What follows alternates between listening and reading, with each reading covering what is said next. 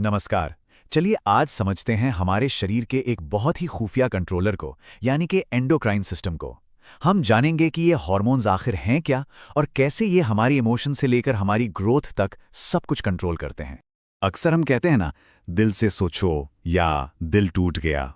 तो क्या सच में हमारे इमोशंस, प्यार, गुस्सा, डर, ये सब दिल से आते हैं? ज्यादातर लोग तो यही मानते हैं, पर सच कहूं तो साइंस की कहानी कुछ और ही है। बिल्कुल, जैसा कि कहा जाता है, ये दिल का नहीं हार्मोन्स का खेल है। असल में हमारा दिल तो बेचारा बस एक मोटर पंप है, जिसका काम है खून को पूरे शरीर में भेजना। हमारे इमोशंस के असली मास्टर तो हैं कुछ केमिकल मैसेंजर्स, जिन्हें हम कहते हैं हार्मोन्स। तो चलिए पता लगाते हैं कि इमोशंस का असली बॉस कौन है और इन हार्मोन्स की ताकत को समझते हैं। तो ये हार्मोन्स हैं क्या? देखिए, ये कुछ खास तरह के केमिकल्स होते हैं जिन्हें हमारे शरीर की ग्रंथियां यानी ग्लैंड्स बनाती हैं।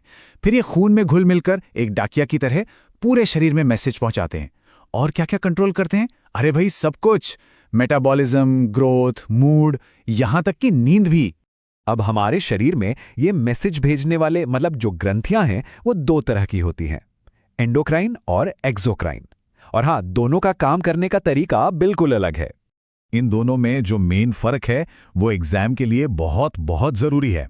जो एंडोक्राइन यानी अंतःस्रावी ग्रंथियां होती हैं, वो डक्टलेस होती हैं, मतलब उनमें कोई पाइप नहीं होता।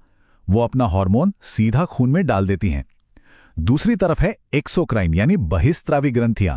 इनके पास अपनी पाइपलाइन मतलब डक्ट्स होती हैं। और हां, ये दो बातें गांठ बांध लीजिए। हमारे शरीर की सबसे बड़ी एक्सोक्राइन ग्लैंड है लिवर, और सबसे बड़ी एंडोक्राइन ग्लैंड वो है थायराइड। ये सीधे सीधे सवाल बनते हैं एग्जाम में। तो आप तैयार हैं? चलिए मिलते हैं हमारी बॉडी के ग्लैंड सुपरस्टार से।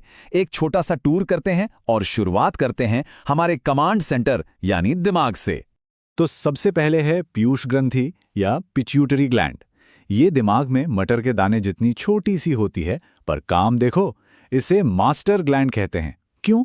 क्योंकि ये बाकी सारी ग्लैंड्स की हेडमास्टर है, सबको कंट्रोल करती है। और इस मास्टर का भी एक बॉस है, हाइपोथैलेमस। अगली है पीनियल ग्रंथि। ये हमारे शरीर की बायोलॉजिकल क्लॉक यानी जैविक घड़ी है। सबसे छोटी एंडोक्राइन ग्लैंड है ये।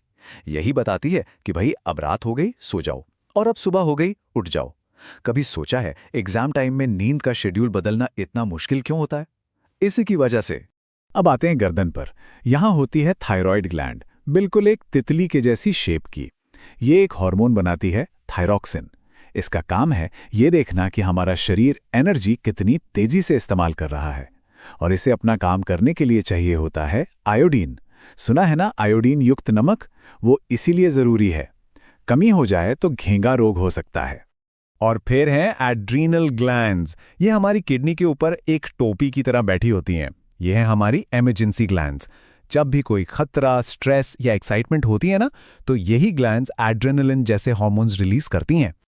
अच्छा, ये तो हुई किताबी बातें, पर हमारी रोज की जिंदगी में इन हार्मोन्स का क्या रोल है? चलिए स्ट्रेस और डर के पीछे का साइंस समझते हैं एक ऐसे एग्जाम्पल से जिससे लगभग हर स्टूडेंट गुजरता है। जरा उस पल को याद कीजिए जब एग्जाम का रिजल्ट आता है, पीडीएफ खुलती है, अपना रोल नंबर ढूंढ रहे होते हैं, और अचानक दिल जोर जोर से धड़कने लगता है, हाथ कांपने लगते हैं, पसीना आने लगता है। हुआ है ना ऐसा? ये सब एड्रेनालिन ग्लैंड का कमाल है। उसने एड्रेनालिन रिलीज किया और बॉडी फाइट या फ्लाइट मोड में चली गई। इसी को फाइट, फ्लाइट या फियर रिस्पॉन्स कहते हैं। और एक बात, क्या ये सुना है कि ज्यादा टेंशन लेने से वजन बढ़ जाता है? ये कोई मजाक नहीं है, ये साइंटिफिक फैक्ट है। जब हम बहुत ज्यादा सोचते हैं, टेंशन लेते हैं, तो हमारी एड्रीनल ग्लैंड्स ही एक और हार्मोन छोड़ती हैं, कॉर्टिसोल, जिसे स्ट्रेस हार्मोन भी कहते हैं। और इसके हाई लेवल से वजन बढ़ सकता है। चलिए अब फटाफट एक क्विक रिवीजन करते हैं, वो सारे जरूरी पॉइंट्स जो एग्जाम्स में बार बार पूछे जाते हैं। ये टेबल एकदम परफेक्ट समरी है। Pituitary master gland, pineal biological clock, thyroid सबसे बड़ी एंडोक्राइन, एड्रीनल इमरजेंसी ग्लैंड और पेंक्रियास एक मिक्स्ड ग्लैंड। बस हर ग्लैंड का निकनेम और उसका मेन हार्मोन याद रख लिया तो एग्जाम में बहुत काम आएगा। तो जाते जाते एक सवाल छोड़ जाता हूं।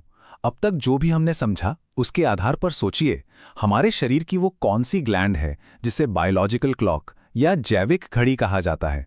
सोचिएगा जरूर।